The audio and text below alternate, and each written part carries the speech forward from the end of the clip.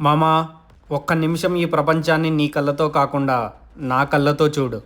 ఈరోజు నేను ప్రధానమంత్రి అయితే మామా, మనం చూసే ప్రతి సినిమా ముందు మద్యపానం, ధూమపానం ఆరోగ్యానికి హానికరమని, అలాగే తంబాకు, గుట్కా వల్ల జీవితాలు నాశనమైన కథలు చెప్తారు.